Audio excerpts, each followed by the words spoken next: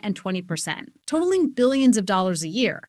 But it's not nearly enough to make up for the more than $100 billion per year the government loses because of the lower corporate tax rates. These are enormous and staggering amounts of money. So I would just say focus on the numbers. But nobody is focused on the numbers because right now everybody's talking about personal income taxes. That part of the tax cuts is set to expire this year. The corporate tax cuts, they were able to make it permanent. However, the individual tax cuts were too expensive, and so for budget reasons, had them expire after 10 years. Caroline Bruckner is managing director of American University's Tax Policy Center. She says to keep those tax cuts in place, Congress would have to take action to extend them. Under the bill, almost all of us saw our taxes go down in 2017. And Bruckner's looked at how middle income and lower income taxpayers spent their extra money. I always ask my students, what do you think people pay for? And they're always like, a trip to Disney or like a vacation. And I'm like, no, these folks are paying off credit card debt. They're paying off medical debt. They are paying rent. Lower income taxpayers tend to have pent up demand, things they need or want but can't afford. So when they have extra money, they will spend it. And that ripples through the economy. In fact, Bruckner remembers how she spent one tax refund back in the 90s when she was a poor law student. That check felt incredibly important to me. How much was it for? Do you remember? $500. You still remember the amount? Absolutely.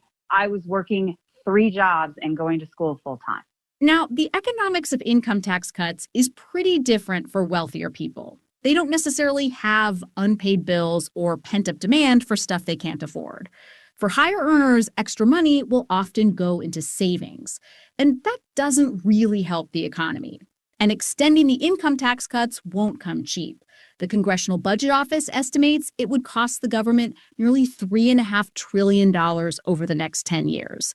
Economist Eric Zwick expects Congress will have a big fight over this. The big debate, the quote-unquote Super Bowl of tax, is going to be played, I like to say, on the field of individual income tax policy. Zwick worries the debate will get political and the boring stuff will get lost. Stuff like, how can the government bring in enough money to pay for all the things it wants to do? That's a question we've been dodging for decades. And the result is a national debt that totals $35 trillion. And that makes our whole economy vulnerable. Add to that President Trump's plan to cut corporate taxes further from 21% to 15%, and you've potentially got even less money coming in. But balancing taxes and spending isn't some Hail Mary pass, says Zwick. We've done it before.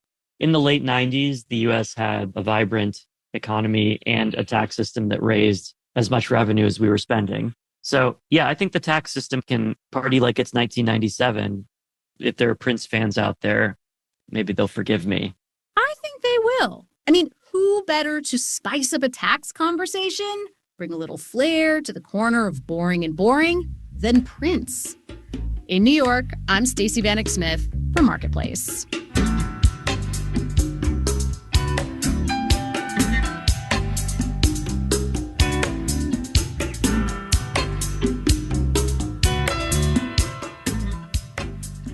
Home prices, as I think most people are aware, hit record highs last year.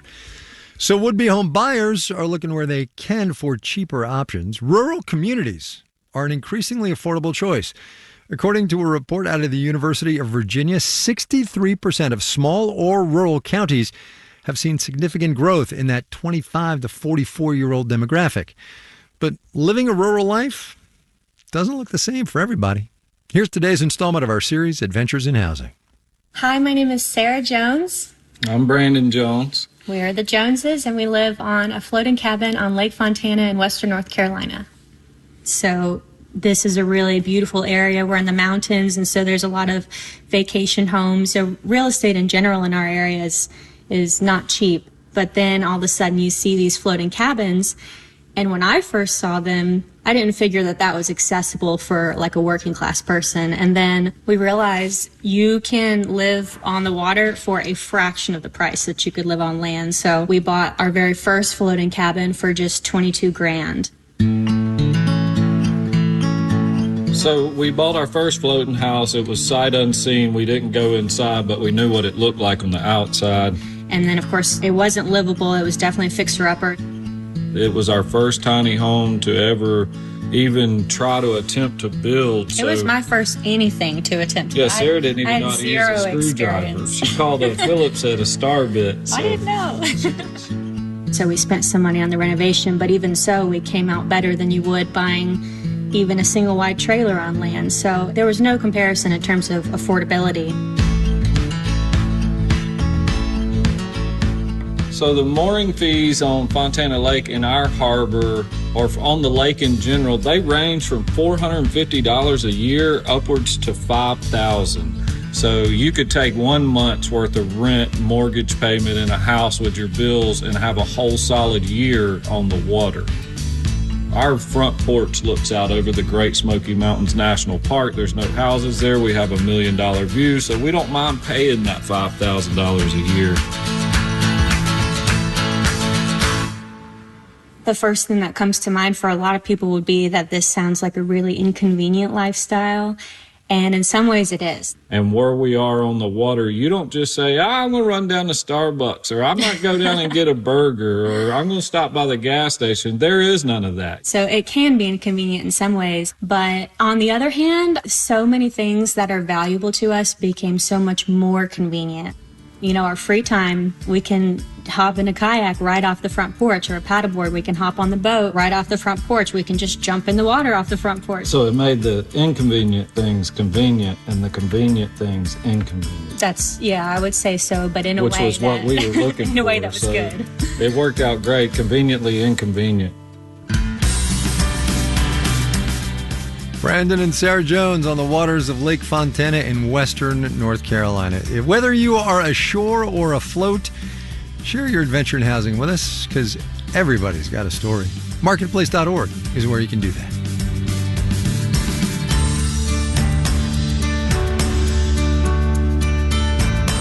Marketplace is supported by Viking, dedicated to bringing travelers closer to the destination. Viking offers a small ship experience with no children and no casinos. Discover more at Viking.com. And by ADP Research, committed to making the world of work more productive through data-driven discovery. Insights at work for the future of work. Learn more at adpresearch.com. This final note on the way out today, saw this in the Wall Street Journal. Good news, bad news on the retirement front. Data from the Labor Department shows that for the first time, half of private sector workers in this economy are saving for their retirements in 401k plans. However, researchers at Boston College say 40% of the American working population is not saving enough to keep up their lifestyle through retirement. Our media production team includes Brian Allison, Jake Cherry, Justin Dueller, Drew Jostan, Gary O'Keefe, Charlton Thorpe, Juan Carlos Torrado, and Becca Weinman. Jeff Peters is the manager of media production. And I'm Kai Rizdal. We will see you tomorrow, everybody.